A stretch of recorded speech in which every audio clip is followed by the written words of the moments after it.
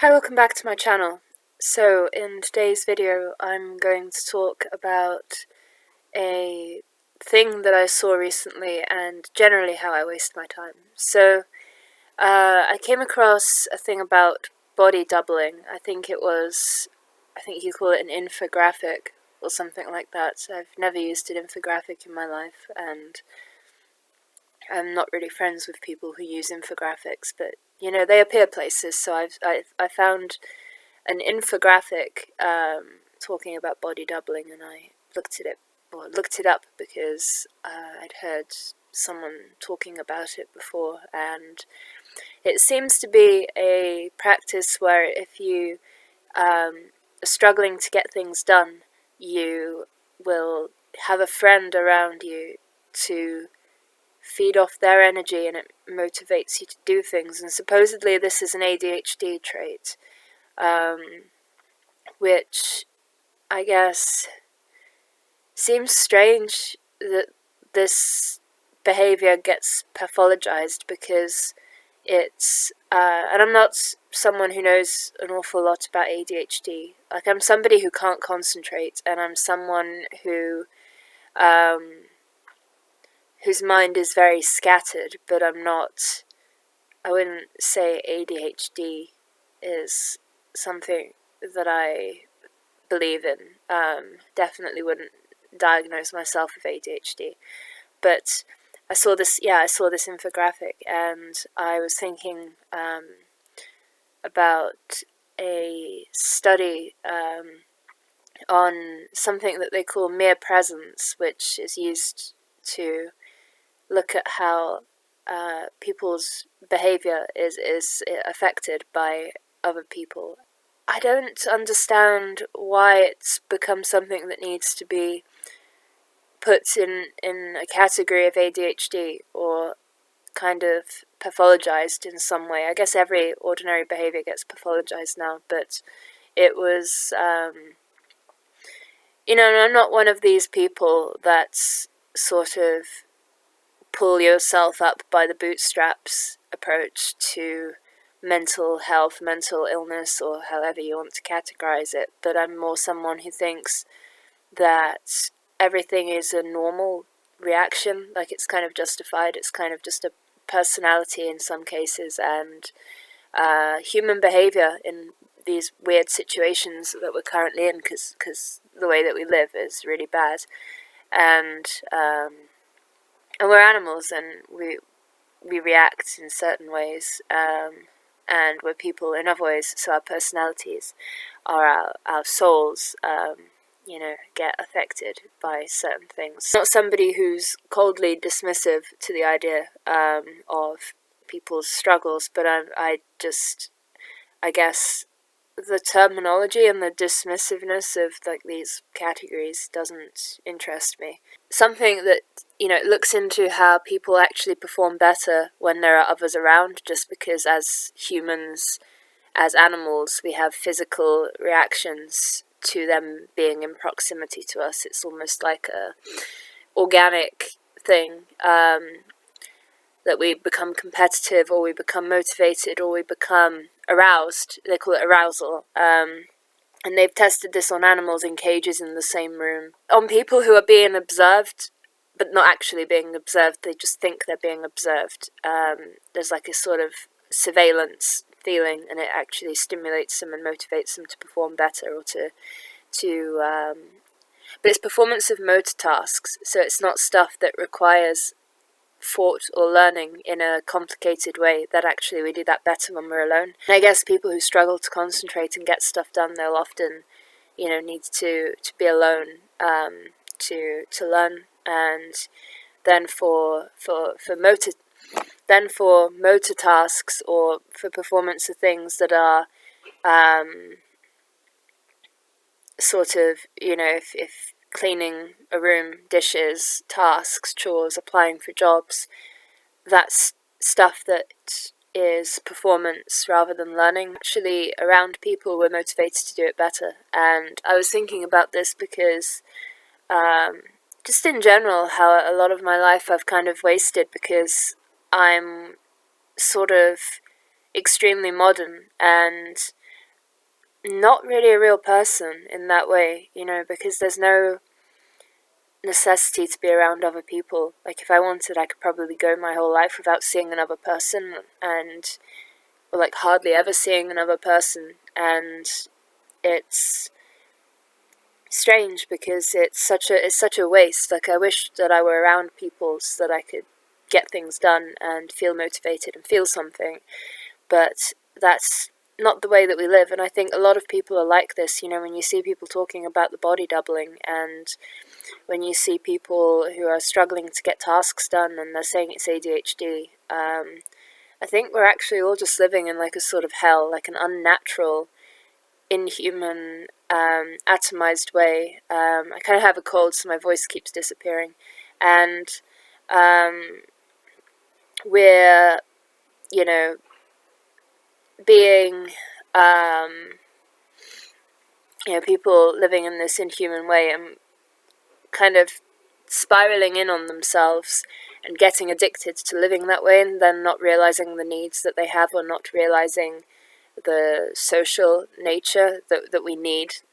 Like, I see extroverts as well. Like, I know a lot of extroverts who are removing themselves from others for convenience and then rotting away and not only failing to get things done or to fulfill their potential, but more like they're struggling to, I don't know, they just seem faded, like they're fading from existence because it's easier to do that, and because they're addicted to their solitude, or addicted to the ease of modern atomized life rather than branching outwards and also embracing strangers, which I feel like we really have to do. And I'm really good at that, and I'm used to that because, or at least I like have two modes. I'm kind of off the planet or I'm on the planet. It's really weird. It's like I have a sort of switching of mindsets, not in any like severe way, but more of a like I had to cope with a lot of I had to cope with being on my own a lot, even in childhood. Like, for a long time I was an only child, and I had to stimulate myself inside my own mind. And also I had a lot of self-hatred, and I still do, and I still struggle with that when connecting with others. So there's sort of like this flip side where I'm into my own mind and not really paying attention to life, and I'm kind of scared of life. And then there's the other side where I'm really good at talking to strangers and embracing and being open to people, and I never really feel uncomfortable in a situation, just because that's just the way that we have to live now. A lot of people are resistant to a sort of open way of living, and I think, and I'm not really sure what I mean by this open way of living. It's like, I don't know, inviting strangers over or whatever, I think, or just being open to anything, even if it makes you uncomfortable. I think that's a way that we're going to have to live, because we are addicted to the ease of isolation, and people are addicted to this way of living,